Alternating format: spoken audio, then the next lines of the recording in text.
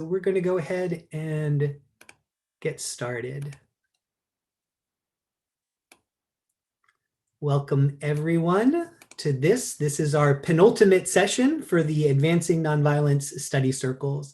On today's call during the panel discussion, all participants are going to be muted except for myself and our panelists. You can submit questions for the panelists in the chat function during the panel discussion if you have something that you'd like me to specifically ask. We also want to let everybody know that today's event is being live streamed and recorded, and it'll be posted later to watch on our YouTube channel as well as the website. And as always, to the people that are participating in the study circles, I'll send an email out to you later on this weekend with a link to the video in case you can't find it. The first hour of our time today will include a short video called Nonviolence in Action, which again highlights some of the themes and the stories that are touched on or explored in our book, Advancing Nonviolence and Just Peace in the Church and the World. After the video, we'll be hearing from today's panelists as we dive deeper into part 3 of the book, which is considerably shorter than part 2. So I know everyone was excited about that over these last 2 weeks, a much smaller section to read. Part 3 of the book, of course, focuses on the practice and the power of nonviolence, and that's what our panelists will address today. The second hour, as per usual, will be spent in breakout rooms where you'll be able to discuss and share your own insights from reading part 3, as well as what you may have gleaned or what may have intrigued you from today's panel discussion. The packets that you received as participants in the study circles contains suggested questions for this section, and you can refer to those as well as the more general questions that I sent to you in yesterday's reminder email, just to help start and to foster your discussion once you are in your breakout rooms. So the short film that we're about to watch is called Nonviolence in Action. And again, it was prepared by the Catholic Nonviolence Initiative with Pax Christi International. And this one's a little longer than our earlier 2 have been. It's about 14 minutes long. So I'm going to go ahead and cue that up now. And we'll start our time by watching this short movie.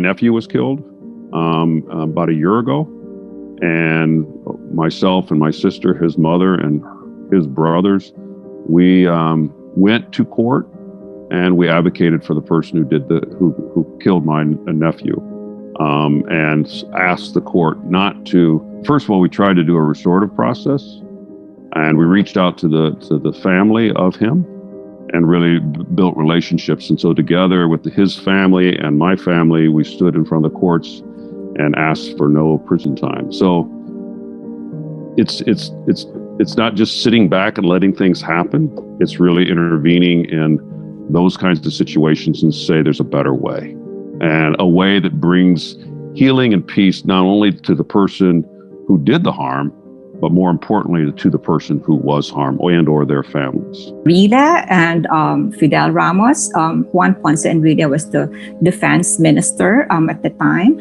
And then Fidel Ramos was the chief of staff of the Armed Forces of the Philippines. They said that they believed that there was cheating in the elections, and they said that they believed that Cory Aquino won.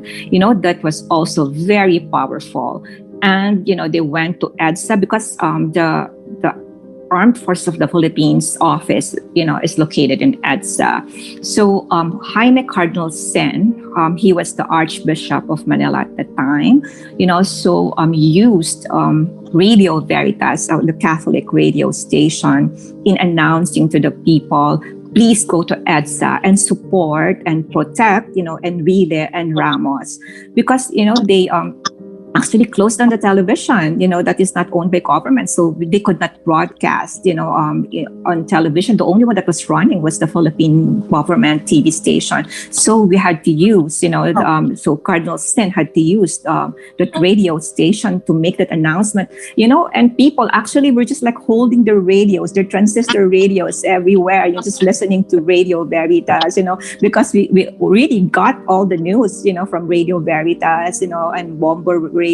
So it's from the radio. So it was like a common sight, people walking with transistor radios, because that's where we got the news from. Because of course this was 1986, there was no internet. There was not even an SMS, texting, so there were no cell phones at this time. When Cardinal Sin, called for people to mass at EDSA, I didn't know what to do. I froze at home, with my transistor radio. Okay, how do I tell now this family that I'm leaving, I'm going to EDSA? Because there were no classes. Classes were suspended. I could not tell them that, I'm going to class, because there were no classes. And so I stayed in my room and I started to cry, just cried and cried and cried, because I felt so helpless. I wanted to go to EDSA because it's something I fought for years, and it is happening, and I couldn't be there. And so when lunch, when I was called for lunch, I did not go out because I was like crying and crying in my room. And so my dad, who was the member of Congress, went to my room and said, my child, I know what you believe in. So if you want to go to EDSA, go. Wow. He said, are you sure, Dad? And then he said, of course, that's your political view. That's what you believe in. So just go, get the car. I'll ask the driver to drive you there. And I said, no, Dad, the driver is being paid for by this government. I'm not going to use your driver. I said, I'm going to go there through public transportation. So that's what I did. So I was in EDSA every day until actually Marcos left the country. Non-violent is better than the violent campaign. So I wrote an article around that just to state that to the people in Fiji that a violent campaign is not the way to go, and it does not bring forward development movement in Fiji, and to state that the non-violent campaign is the better way to go. So when I came back, I called together our Catholic politicians, specifically to tell them about what the church teaches about non-violence. And in that, and I discussed with them, although that news about civil unrest in Fiji is said to be a fake news, but somebody is making that fake news, and that somebody, has plans behind it to bring about, instability or to cause civil unrest, and I'm sure, and I told our Catholic politicians that I'm sure that people are already framing something where the church stands in terms of violent campaigns, and how the church should stand by the non-violent campaign that is practiced by Jesus and other non-violent practitioners. And I told them that, as you talk to your political parties, communicate to them, make sure that you bring your faith to your party decisions in terms of responding to civil unrest or whatever your strategy is behind this alleged fake news or civil unrest, to make sure that you stand by your Catholic faith. Number of people, the stories are stories of people, for example, like Angelina Atiam, whose daughter is abducted in northern Uganda in the fighting between the Lord's Resistance Army and the government. And out of that, in a way, leads a movement of forgiveness, and is calling on both the government and the rebels to say no to war, to say no to fighting, that fighting can never be the solution, and kind of proposing this invitation of forgiveness as another way of life being possible, and she galvanizing a whole community into these practices of forgiveness. She's real, and she's showing us that another way is possible. Christians like Maggie, who survives the genocide and welcomes these orphans, both Hutu and Tutsi, into a new spirit of love and forgiveness and non-violence. But that is also connected with different forms of practical engagement. So she's helping them to build a farm, schools, hair salons, very everyday practical engagement. So non-violence is not just kind of saying no to violence. It's creative in that it's inviting us to engage in a way everyday forms of living that bear witness to that self-sacrificing love of God. Another of the main non-violent actors are the relatives of disappeared people that in a 90% are women that are searching truth, justice, reparation and non-repetition all over the country in hundreds of local and regional groups that work together in nets and try to do by themselves what the state they understood it wouldn't do. That we think is a non-cooperation, autonomous, non-violent way of action. Very, very important. The biggest part of them, they were not activists. They were simple, ordinary people of the social order that they found with a so pain situation, and they decided to put their body in the field, in the struggle, and not waiting others do that for them. And now the stage of this struggle is the forensic identification, because they found thousands of bones and of objects, but they don't know if there are of their relatives and familiars or they are of other people. So they have a double pain because they have the bones, but they don't know of whom they are. So it's very important to have a big social support of churches, universities, artists, intellectuals to make a pressure over authorities for hurrying up the forensic work. There is a pipeline that was going to be built across the land of some sisters of the Adorers of Christ. And, they were, of course, there was a little bit of tension between the company that wanted to build the pipeline and questions of whose land it was. And so the sisters, in a very creative act, decided to build an outdoor chapel on the land where there is supposed to be a pipeline. And I just find that is like what a beautiful way to resist is by doing something which is a natural expression of their charism, which is to pray. And so that got a lot of news. Is just kind of like, this is how the sisters were going to live out their values. A rural indigenous village that whose natural resources has been destroyed by a stone quarry that's digging gravel and rocks from the river. So through our Caritas team, we are educating and helping this village to find a non-violent way of protecting their natural resources, and at the same time to find a way of speaking or stopping this company from taking exploiting the river and destroying the environment and even the village and the village people themselves. Our board member, Yeb Sanyo, who used to be the former climate negotiator for the Philippines.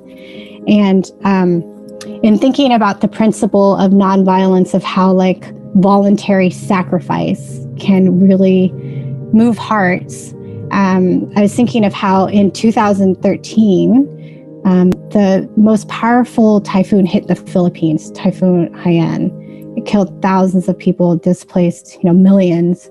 And during that typhoon, it was the climate negotiations were going on in Krakow, and Yeb Sanyo was there representing the Philippines. And once he got that news, he just broke, because here was, for years, countries had been meeting year after year trying to find, to come to some kind of agreement, and nothing had taken place. And here's the realities of the typhoons and climate crisis hitting this country. And he just broke down, and he cried in a public forum, and he decided to fast. And he fasted for, I think it was like 2 weeks, to kind of just like raise awareness and call for urgency. And his vulnerability and his decision to voluntarily suffer through fasting, like, rang across the world. It really moved hearts as people could finally kind of get a sense of the urgency and what was at stake, simply because of this nonviolent act that Yeb did by agreeing to sacrifice.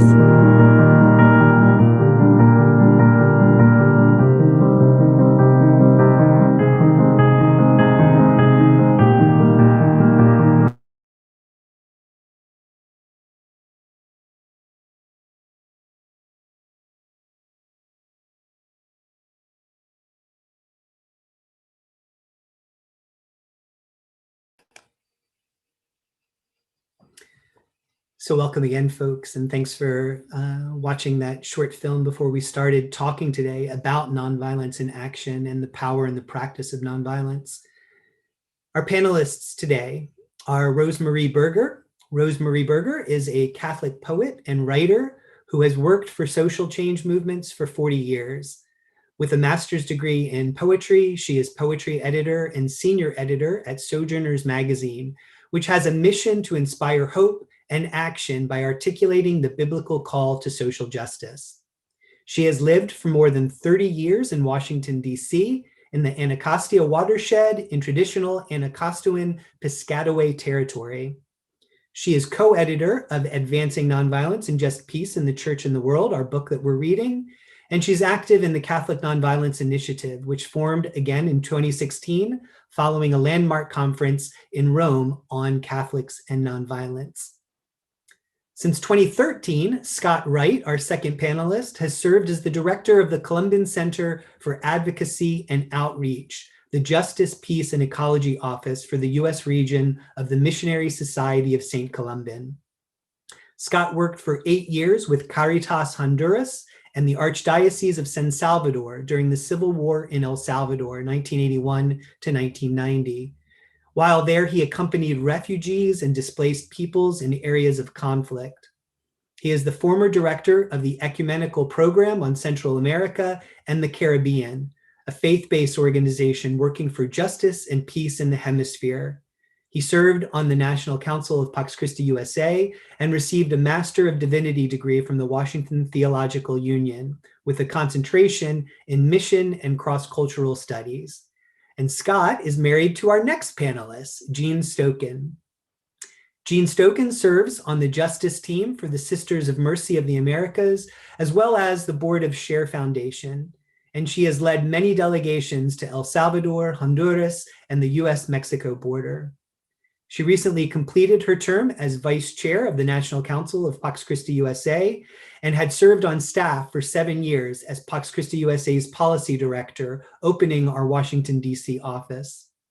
Jean participated in the Catholic Nonviolence Initiative's first gathering in Rome. And as I mentioned, she's married to Scott, and they have a daughter, Mara, who is named for the Maryknoll martyr, Sister Mara Clark. So welcome, Jean, Scott, and Rose, and thanks for joining us today for our discussion. So the first question that I want to pose to our panelists, and maybe Rose, I'm going to direct this to you first, is the section of the book that we're looking at now. This chapter, it starts out by listing a string of instances, beginning with the 1920s and Gandhi, where nonviolent action won a country independence, stopped a war, overturned apartheid, and other things like that. So I'm just wondering, Rose, if you could start us off today with one of your favorite examples of the practice and power of nonviolence from recent history. Rose. Thank you.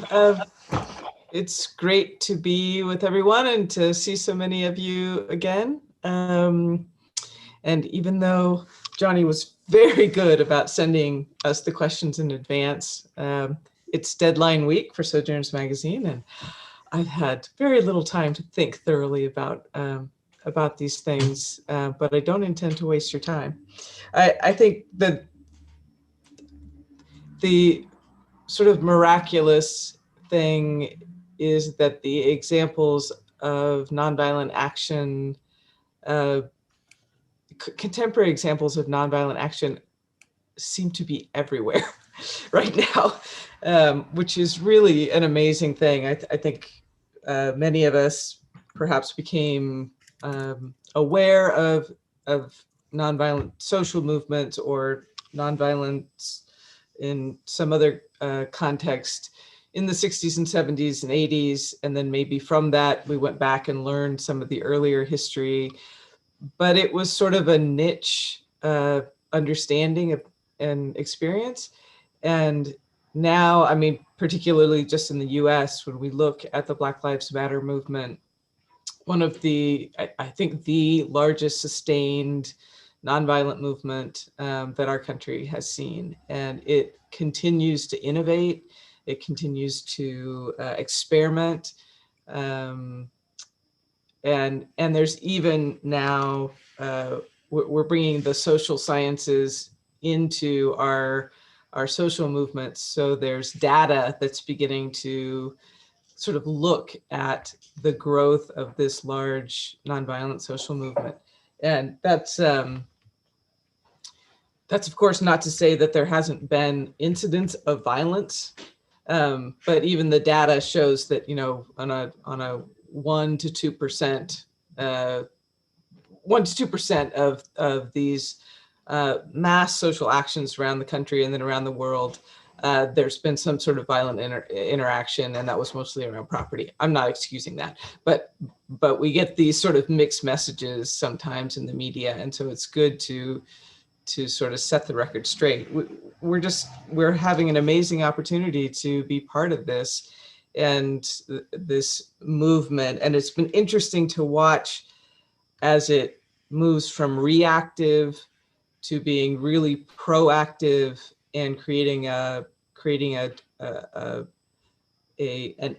constantly innovating street and social media strategy, as well as a legislative track, until, you know, now we've got significant legislation at the federal level on police reform.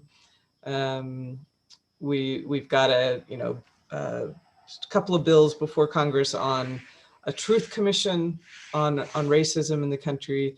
So to think that just within, 5 years, I'm not good at math, somebody can correct me, but that where this movement that had been bubbling, and one could argue was a resurgence of a longer story in our country, but that in 5 years, this generation that's really taking the lead on this has gone from a street response to federal legislation is nothing short of miraculous to me.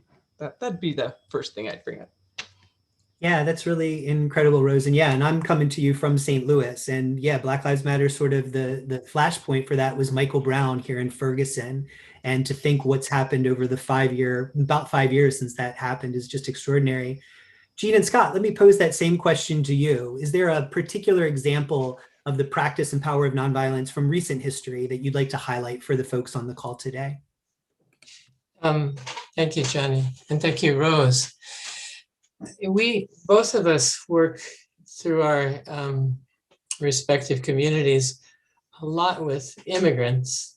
And we get to the border pre-COVID days quite often. But I guess I would build on what Rose was saying. And actually, I'll tell a story that links those two communities, the African American and the immigrant community. It's a small symbolic story, but I think it points to a much deeper reality of both the diversity of nonviolent responses we've seen in recent times, culturally, racially, as well as the intergenerational responses, which are quite hopeful. And the story is this. 3 or 4 years ago here in Washington, D.C., and maybe Rose remembers the story, and I don't remember the specific communities, but the older generation African Americans who were quite involved in the civil rights movement, probably closer to our ages now in 50s, 60s, 70s, trained at the invitation of the young adult immigrant community here at a church in Washington to hear the stories, hear the lessons, the practices of the civil rights movement from these elders of the African American civil rights movement. And then together they came, I believe it was to the White House in front. And these are young adult immigrants, perhaps some of them undocumented, certainly representing the aspirations of the immigrant, predominantly, I think they were Latino, Latina. And to my recollection, they not only spoke and had a vigil together, but I think there was a protest, perhaps civil disobedience as well. And I think that's so extremely hopeful. And the COVID year has revealed, such deep fractures, divisions in our country, but it's also opened up a whole hopeful and very racially diverse and intergenerational movement of nonviolence. And I think I would add the Poor People's Movement, which started, much of the work that we saw in North Carolina at the state level with Reverend Barber doing Moral Mondays and having civil disobedience at state houses. And it grew over the years. And now it's a national movement, both with Reverend Barber and Reverend Theo Harris at the leadership. But what I love about it is the voices of poor folk are in every part of it. They're the ones on the stage. There was supposed to be the anniversary of the March on Washington. The Poor People's Movement was supposed to be last June, and it had to be canceled because of COVID, but they still went on Zoom, thousands and thousands of people. And the speakers are the folks who are homeless and struggling in West Virginia in the mining. It was there. It has a structure in terms of trying to organize at state levels, but it's also connected nationally. And the underlying principles of it are similar to Martin Luther King's, the three: militarism, poverty, and racism. And they've kept that, and also Reverend Barber is kind of like a Martin Luther King. There's no one quite who preaches like him. So I'm looking at that as an example that's been inspiring. Thanks, Jean. Thanks, Scott. And I noticed that the examples that all three of you pulled are examples from here in the United States. And I know, Rose, you and Jean, I think you, Jean, also were at the Rome conference in 2016. In this chapter that folks have read in the book, it lifts up the stories of some of the frontline practitioners of nonviolence in places around the world, like Kenya and the South Sudan and Colombia. Rose, as a participant in both conferences on nonviolence that took place in Rome, is there a story from those conferences, either of those conferences, that particularly stands out to you that you want to share with us today, recognizing the importance of stories for sort of, opening up our sense of imagination and creativity to what's possible with nonviolence? Is there something, Rose, that you'd like to share that you heard in those conferences? Yeah, well, I think especially in the 2016 conference, we were looking we had been doing so much planning, Marie Dennis, Judy Code, so many others.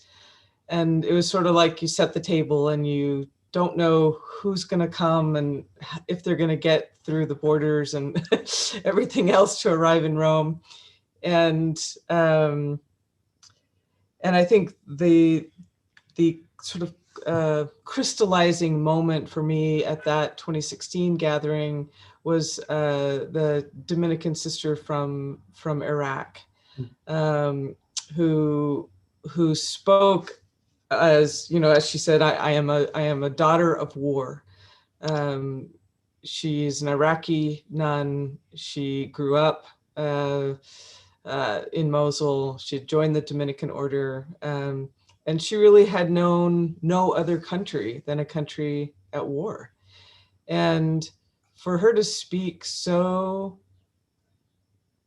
clearly and powerfully and spontaneously about her questions about nonviolence, and at the same time, her absolute clarity that there is no such thing as a just war. And as she sort of unpacked that for herself, and when she got more comfortable, I think, with the concepts around nonviolence and the language of nonviolence, the vocabulary, you know, she just told some amazing stories. I remember one of them was, you know, she said, "You Americans, you always say you can't negotiate with terrorists." She's like, "I negotiate with terrorists all the time." You know, we're trying to not have the local ISIS group take over our Dominican library, the library that we have open for the community. So we negotiated, if they will move their border a couple of streets over, that will leave the library open for the community. So, you know, she just told story after story like that from her lived experience. And these stories are not, they're not all heroic. They certainly don't all work, but they showed an attitude that there was a way beyond violence and domination, that these relationships could be worked out, and that with creativity and respect, some space could open up. So that she, especially in the first conference, she was one that I felt like that was a very powerful story that catalyzed a turning point in the conference itself. Thanks, Rose. And, you know, maybe to just make a connection there too, you talk about the sister in Iraq. And I know that recently we've seen, and I mean, we see this throughout history, the sort of front line, you know, being on the front line that women religious seem to play in nonviolent campaigns. And maybe Jean or Scott, I can direct this to you. Is this whole chapter that we've been looking at, it's making that connection between our Catholic faith and the practice of nonviolence. And, you know, Rose brings up the sister in Iraq, and immediately I'm thinking about the nun in Myanmar who was plastered over, you know, the front pages of newspapers and the videos and photographs of her standing, you know, facing soldiers, facing down machine guns, in protecting, I think it was a group of young people in particular that she was intervening on behalf of.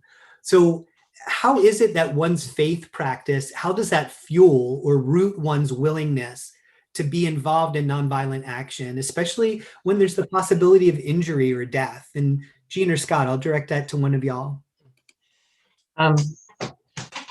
Jean pointed to me. So.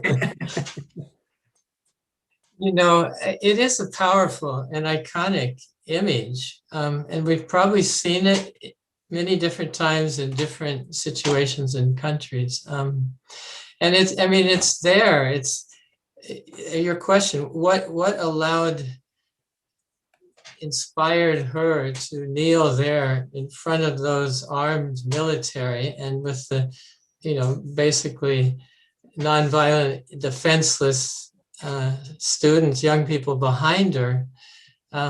It's like that's the image of the world in which we live, in you know, a world in the midst of violence, a church bearing witness, and people with very few resources and in nonviolent ways risking their lives for life, for justice, for democracy. And it's inspiring at the same time. It's such a vulnerable picture. And I want to link that picture to go back to a place where I was in El Salvador in 1984, in a very different situation, a rural situation, but among communities displaced by military aggression. And I remember coming to a house, an adobe house that was, was half destroyed by bombing and by the conflict. And on the house was a poster of Archbishop Romero. So like this nun in Myanmar, this poster of Archbishop Romero walking among the communities. And on the poster, it said, the Good Shepherd does not want security as long as the people have no security. And I think of the film we just witnessed, of both the bearing witness of the people we heard, that sense of vulnerability, but also, a real enthusiasm, a commitment, a hope in nonviolence. And I think, it's that our church faith that we share together, and our tradition and the gospel stories invite us into a space of vulnerability, of solidarity. And when that happens, we believe in a God of surprises, that in the midst of the cross, resurrection is possible. But we have to be there at the foot of the cross for there to be hope, resurrection in the future. And I guess I would add, because so much of our lives have been shaped by El Salvador and Honduras more recently, I think we've just been privileged to see a church and people who identify as Christians who are just so courageous, many who have been killed because of their speaking out. So in a way, I feel spoiled by being able to meet all of these people whose faith is what drives them. And I'll give an example, because I've in the last 11 years have focused on Honduras. There was a coup in 2009, and I'll say a bit about it because I may come back to examples. So there was a coup, a president, taken out in the middle of the night in his pajamas, and it just made folks pour into the streets. Honduras wasn't as strong in terms of social movements as the other countries of Central America, but that did it. And since people have been organized, it's just been corruption and death squads and all. There's a wonderful Jesuit priest, Honduran, Father Melo Ismael Moreno, who's been here to the US. We've had him at the School of the Americas Watch, who was getting death threats all the time, as well as others of our friends.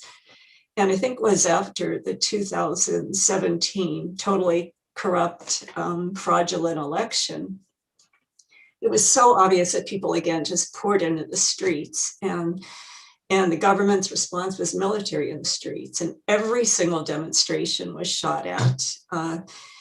Cher had organized a delegation. We went, and it was an attempt to try to bring the faith community from the US with the faith community in Honduras to create space for peaceful, nonviolent actions. And it happened, with their father, and just the one scene, if you can imagine. So again, dozens were killed already. And this Father Melo, we started off with a mass at one portion of San Pedro Sula, and the way people were doing vigils was to take over the streets and the highways. And again, every single one shot at, and tear gas. Again, we picked up some of the tear gas canisters made in Pennsylvania. But this one, it was because it was faith people, 50 of us, 300 Hondurans who were risking their lives, but it was on the front line were a whole set of priests and sisters and ecumenical women and men, heads of congregations with their And we, for hours, walked through a 4-lane highway, and there was no action. Of course, US was a part of it, that there were US people watching, but it was the faith community created some space. He and his folks decided that that was the way to bring a nonviolent presence to a very violent situation. So enough. Thanks, Jean. And you know, there's a great line in the chapter that we've just read about Catholic nonviolence practitioners involved in movements around the world being the nonviolent Peace Corps, the nonviolent army.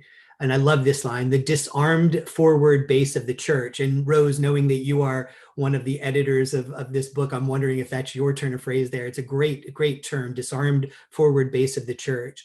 And it talks about, you know, Catholic nonviolence practitioners working both within church structures, but often beyond them. Now, the overall goal of the Catholic Nonviolence Initiative is sort of to mainstream nonviolence and to talk about its centrality to Catholic theology and practice. So, Rose, maybe I could ask this of you, is how is the example of Catholic nonviolence practitioners in movements around the world, how is their example and witness changing the way that the church at every level thinks about active nonviolence? Yeah, that's a great question. And the quote that reminds me is one of in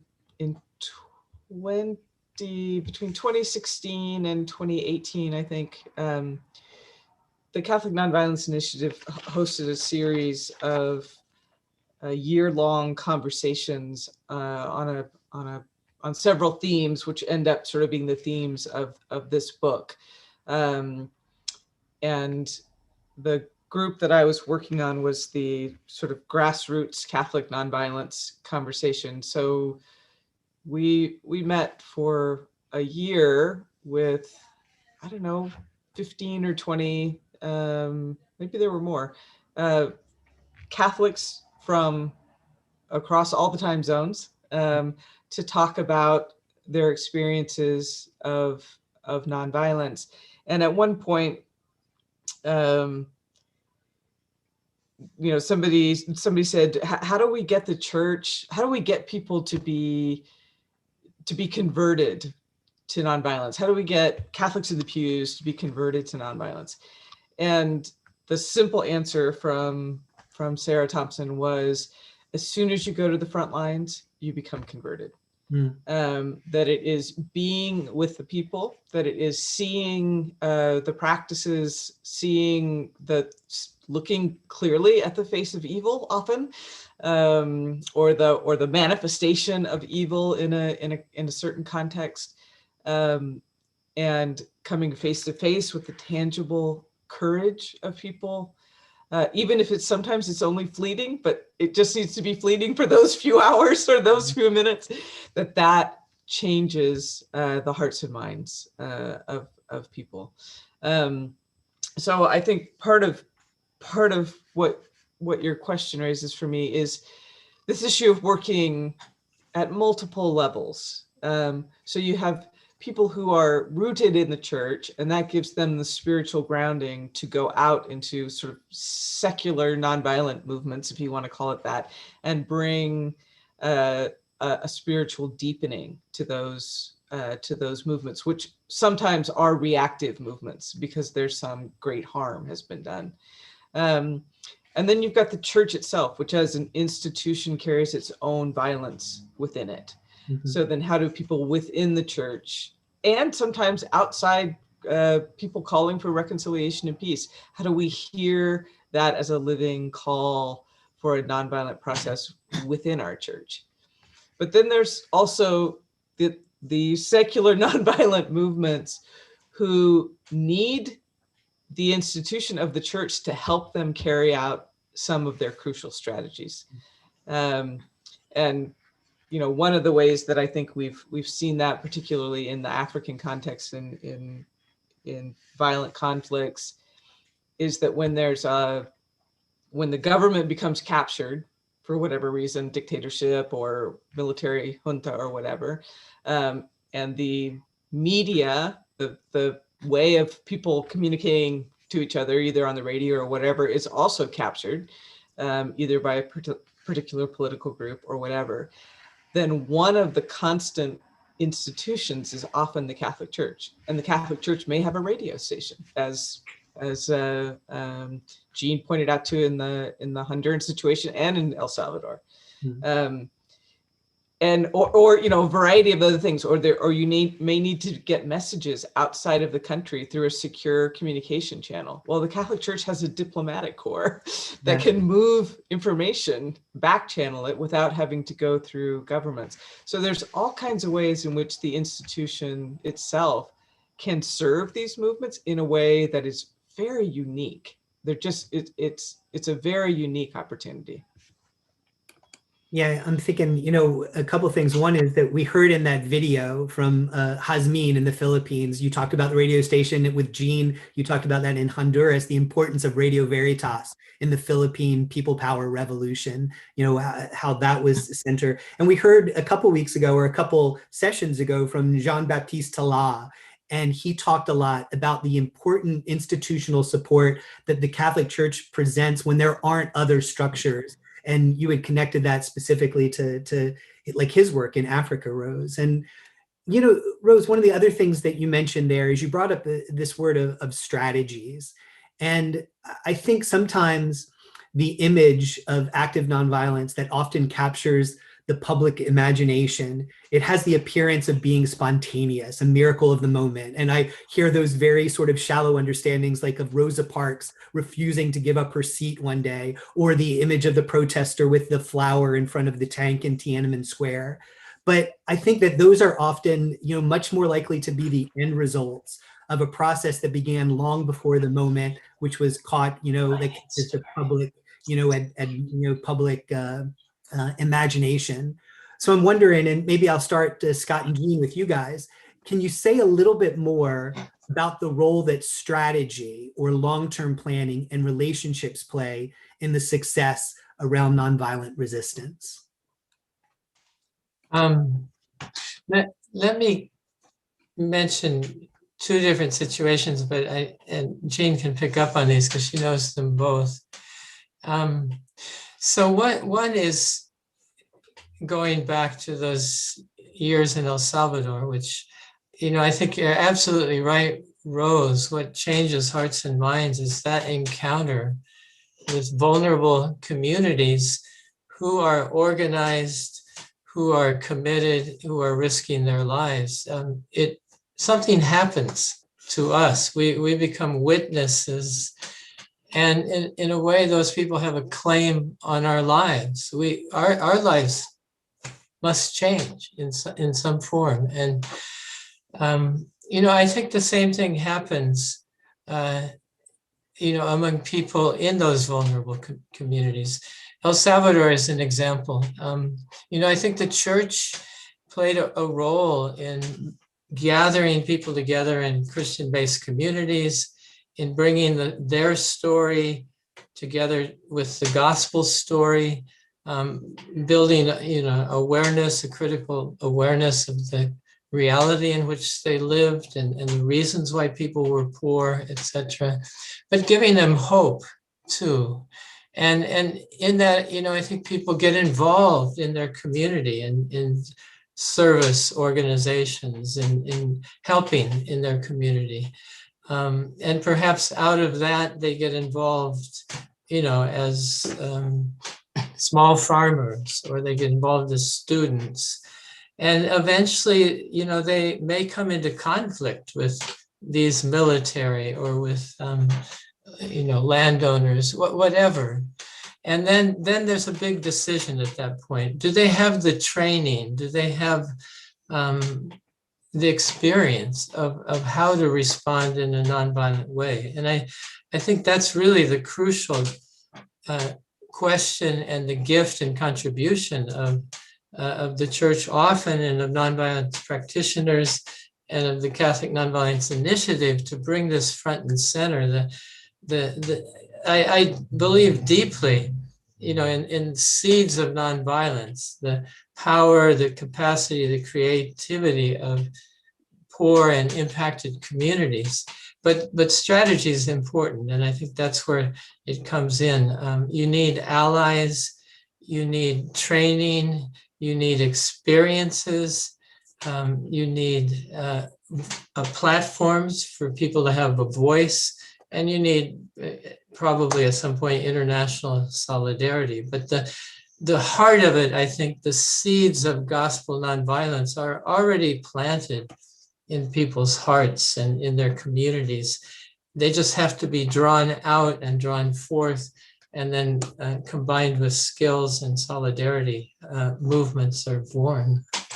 And maybe I'll pick up on the global solidarity part, because in Salvador, there's vibrant civil society challenging the powers to be. And there was strategies. I mean, the unions in El Salvador reached out to the unions in the US. There's sister city relationships. Share where I was working, we did sister parishes and took people to the Holy Land of El Salvador, where martyrs were being created all over the place.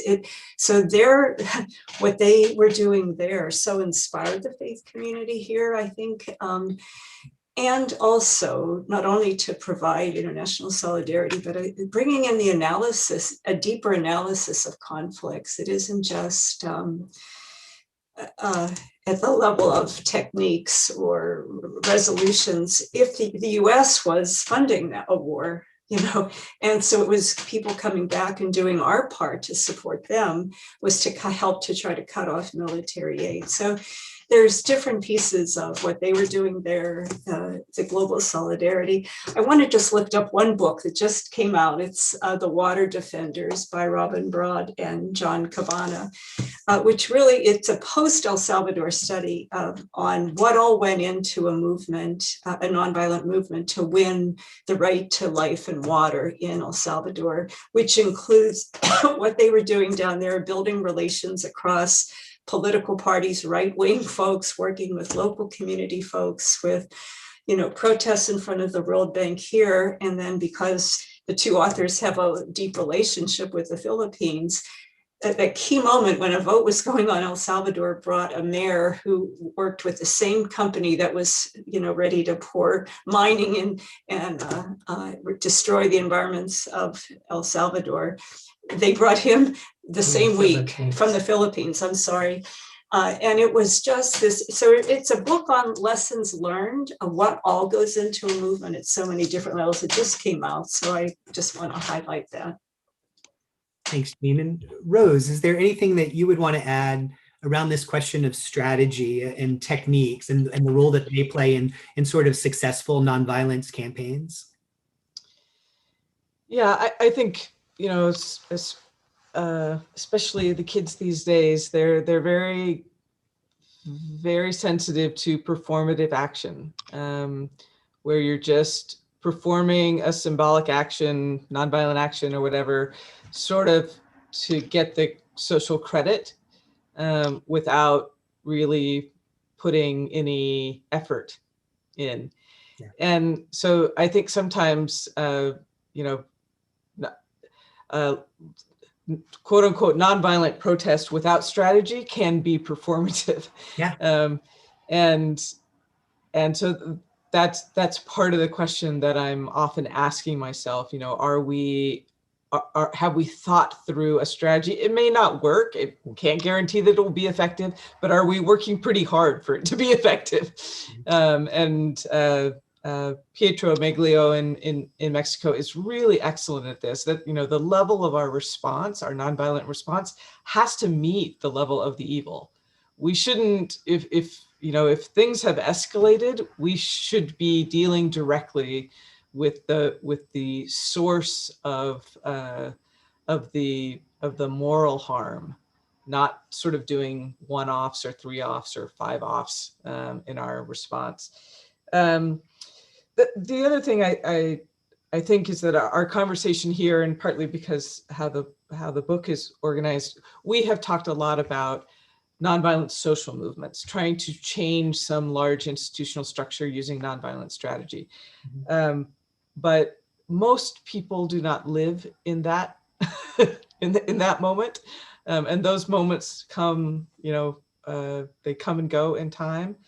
But, nonviolence and domestic abuse, there's a whole development of thought on that and practices.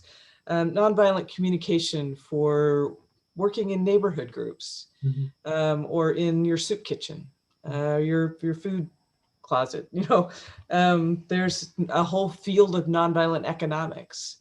There's there are hospitals, there are Catholic hospitals that are coming together to talk about how does nonviolence play out in their social mission. And that might be anger reduction courses, that might be meditation courses, that might be helping mapping gun violence in their city. So the idea for Catholics can be very creative with this question, because we have so many different institutions and ways that we engage in the world. And so I think if we're asking our question, so nonviolence and X, nonviolence and social work, nonviolence and community gardening, and explore those options, because you will find that there is a connection. Thanks, Rose. Yeah, I like that idea of nonviolence and X. I mean, on our last call, our panelists included Mark Tumayinsky, who Mark talks about, nonviolence in so that it impacts healthcare or social services.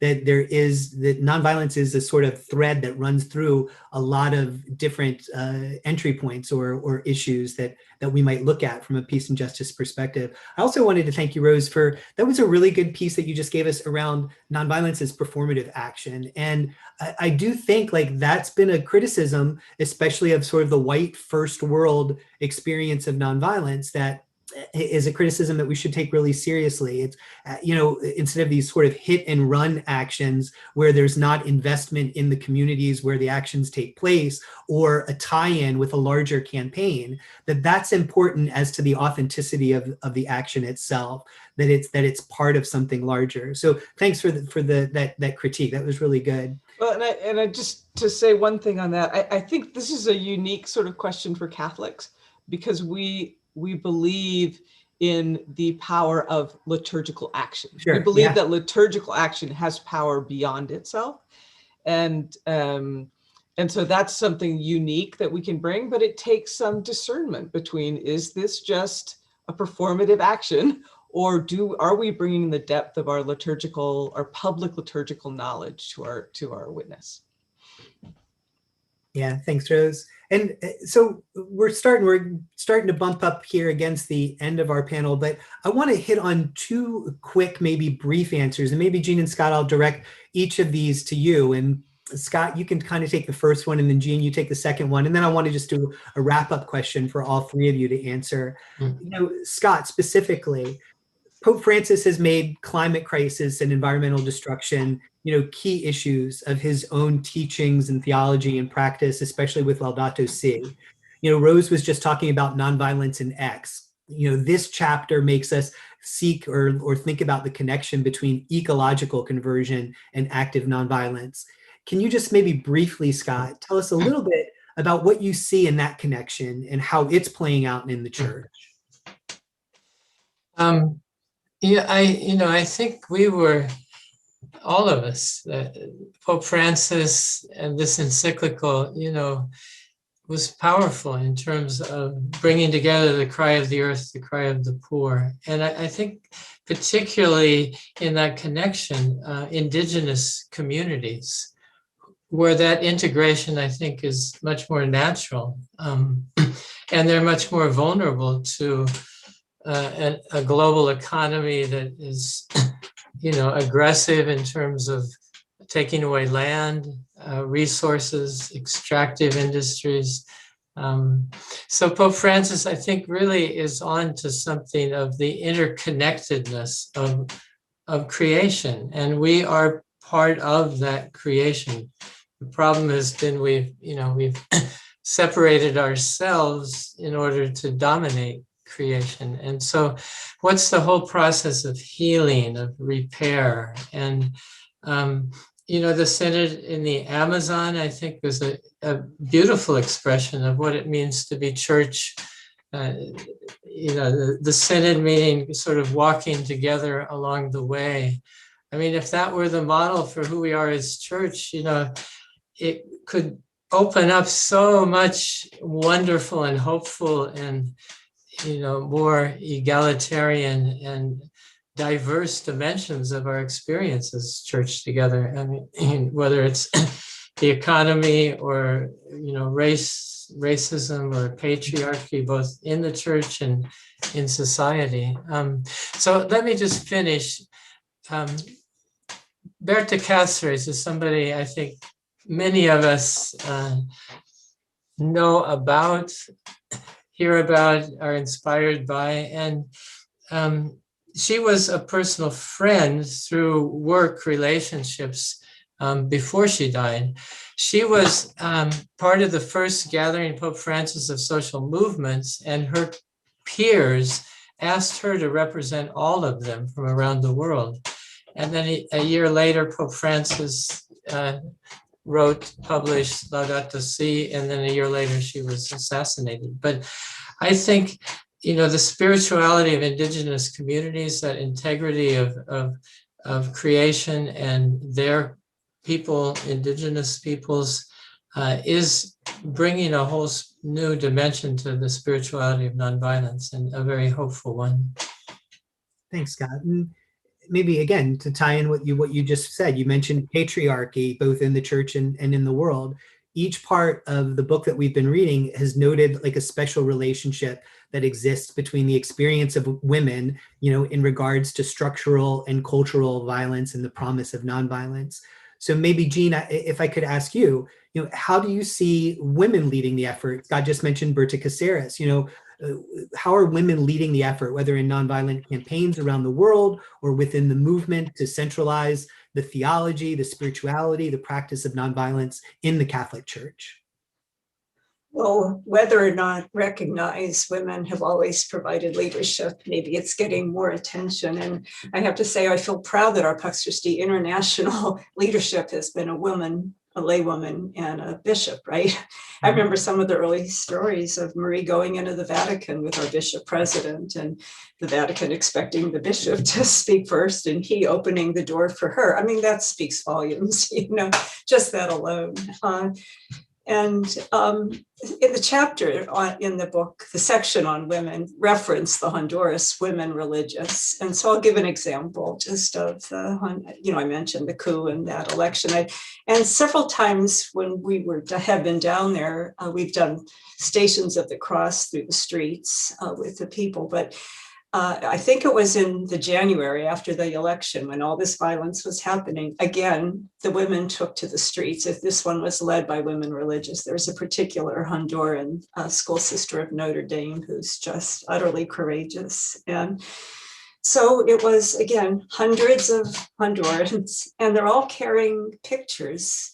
It's like Veronica's veil, but they're holding up the pictures of the people who were killed in that aftermath of the fraudulent elections. And again, military in the street, death squad. So they're all carrying pictures, and we're stopping at the different, the judicial offices or the market. And one of the stops was the National Police Office building. And the door was open. I was, kind of watching, and the sister who was in the leadership in the front of the line, they all went to the front door. The door is open. The police are sitting there watching them. These are the police who at night go out and go after those who are recognized leaders. And they didn't stop them. They went to the front door with the pictures, and the sister planted candles. She had a bunch of them, and she would melt a little bit. And on the first step of the porch of the police station were a row of candles that she did with all the women in behind her with the pictures of their kids. I mean, that, I could go on and on with the stories like that of women who are at the front. Thanks, Jean. And so maybe just by way of bringing the panel to a close here before we segue into our next section is, in the chat, there have been a couple questions from some of the participants that really go to a sort of common thing, which is, what do I do next? How do I get involved? How do I support, nonviolent movements, those types of questions? So maybe I could ask each of you, starting with you, Scott and Jean, and then Rose, you as one of the editors of the book can kind of bring it to a close for us, is, what is some concrete, each of you have been really involved with nonviolent action all your lives, or for most of your adult lives. What is an entry point or a recommendation that you might make to people about something they can do, something they can learn, how they can become involved in some way? Jean and Scott, again, we'll start with you guys, and then Rose, we'll let you have the last word. Thank you, Johnny, and thank you to those who asked the question. I don't have an answer other than, I look at what has made a difference in my life. And I think it goes back to something Rose said at the beginning. That sense of being invited into a space of vulnerability and encountering those who are in a struggle for nonviolence, but I mean, they're really in a struggle for life using nonviolent means. And so pay attention to, the seeds of nonviolence are in our hearts as well. I mean, to me, it's the seeds of the gospel, seeds of the nonviolence is the same seed. So what are those risks? What are those calls? What are those spaces of vulnerability that people invite us into, not as a challenge, but more as a beckoning? That like the story of Jesus passing by and the disciples ask, "Where are you going?" And he says, "Come and see." I think it's as simple as that. Thanks, Scott. Jean? And there's whatever movement touches us or is closest, in our communities. I mean, immigrants are organizing all over. And we're seeing the demonization of immigrants. It's in the news all the time. It's going to be the border. And people are organizing to get their status in TPS, and there's stuff to do in Congress to contact, to create legal pathways. So Black Lives Matter, while we're restricted some with protests, there's still other ways that those movements are bringing people in with Zoom like this and writing letters to the editor that is an accompaniment of struggles. There's nothing like the relationship that drawing as close as you possibly can. And the only other piece I would say that maybe hasn't been said is to really work at unmasking the root causes of violence. So this morning there was a House Foreign Affairs Committee talking about the root causes of violence, and the top folks from the administration, it's all on poverty and violence and these bad governments that are down there, without recognizing the US role has the face of 30 years of failed policies is why we're seeing at the border, from supporting the governments that are killing their own people to climate change, to they're blaming China, and what about NAFTA and the jobs? So it's anything we can do to speak out our voice into the public again would also be good. Thanks, Jean. And Rose, how about the last word on this? Yeah, well, I guess I want to give one little example and then just a word of encouragement. I love telling the story of, well, I don't know, do I love it? That the November 2016 election, when we realized that that Donald Trump was going to be our new president, and there was a lot of soul searching. We knew it was going to be bad in some ways, especially socially, and it indeed was. And we were concerned about what would happen on Inauguration Day, because there had already been social violence bubbling, both from the left and the right. And we knew that a lot of that might bubble over in DC on January 20th, 2017. And so we were trying to figure out, how do we get people out of the city center? Is there any way that we could pull people away so that there would just not be so it wouldn't look like there were very many people at the inauguration, and so that so there wouldn't be points of conflict, so there wouldn't be clash points between security services and people coming to protest and people coming to join and all that sort of thing. One of the things we did was we knew that there were thousands of women coming to DC for the day after the inauguration, for the Million Women's March.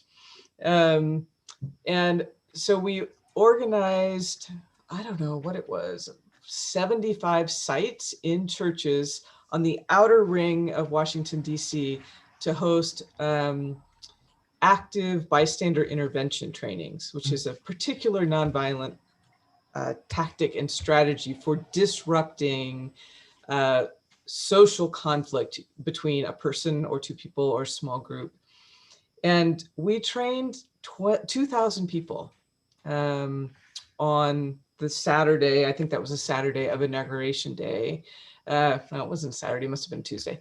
And then deployed those people who had all been trained in active bystander intervention into the Women's March the following day, where for the inauguration, there were some scuffles, there was some violence on the actual inauguration day, but there were very few people there. The day after, there were 500,000 people on the mall in downtown Washington, DC, and there was not one incident of violence or even injury.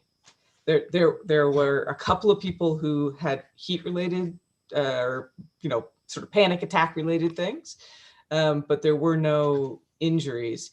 And I saw women all day long in that crowd using their active bystander intervention tactics to help direct traffic, to keep the protesters on one side separated from the group of women. So there's it was a small thing that we said, this is the training that we're going to do. We're going to ask churches if they will host it. We are going to train the trainers, and then we're going to launch this thing, and we're just going to pray for the best. It was a very clear sort of action, and part of the thing with nonviolence is you're always measuring what didn't happen, which is sort of it's one of those logical things that's hard to track. What do we do about that? I think getting back to Johnny's question, I think the main thing I would say is, as people of faith, as Catholics, we commit ourselves to a kind of lifelong learning and a spiritual journey. So over the course of our life, our Catholicism looks a little bit different. Our devotional practices look a little bit different. We find the things that work best for us at the stage that we're in. But we can also commit ourselves to nonviolent education at every stage of our life, and let that become part of our spiritual practice, that we will read something on nonviolence, that we will watch a movie and discuss it, that we will ask if there can be a peace camp at our church, that we will take one of the Zoom trainings on bystander intervention, that we'll learn nonviolent communication. There's a lifelong path there. You don't have to become a frontline nonviolent strategist, but you can be the person that says, in my community, is there a nonviolent way to approach this, or is there skill building that we can be doing? So our church, our community, is the place where people go to say, what kind of skills do we need for this? Or who are the people who can help us find nonviolent trainers on this? And know that you and your community are the go-to people. Thanks, Johnny. Thank you, Rose. I appreciate that. And one of the things that I feel like you were given a little bit of a commercial for us, because one of the things we wanted to mention at the end of the panel, and we'll share this with folks over the emails that will come out after the panel to all the participants in the study circles, is one of the things that Pax Christi USA is doing, and I posted this in the chat, is that we will be sponsoring regular nonviolence trainings, with the first one happening with the Meta Peace team on May 1st. And specifically, Meta Peace team is helping to sort of curate that for Pax Christi USA members and participants in these study circles. And I've put the link for that where you can find more information in the chat, but I'm also just going to call up Mary Hannah from the Meta Peace team, who's on the call today, to just say a word or two. Mary, if you could just keep it short, but just say a little bit about what people can look for in that training, since so many folks were putting in the chat that they're interested in a next step and it's some concrete thing they can do to get trained in nonviolence and, as Rose was saying, bystander intervention in particular. Yep. And I will be quick. I know that I don't want to push you past your time. Meta Peace team, many of you are already familiar with it. Those of you who are not, it was founded 27, 28 years ago. One of the co-founders is Father Peter Doherty, who is Pax Christi USA Ambassador for Peace. And it focuses on the sacred interconnectedness of all life and the idea that we can all do something. So these trainings are really exciting because they're starting out small with the bystander intervention training, and they're going to focus on what happens in your everyday life where you are confronted with people in significant conflict that could escalate to violence and you don't know what to do, or you're that person and you think, like, what do I say? Are there things that are going to make the situation better? Is there some way I can help, even if I'm alone and the person being targeted is being targeted by a group of folks? And there is a lot of things that you can do. And, we've been helping doing the trainings. I know Jean mentioned the Poor People's Campaign, so we've been helping with them.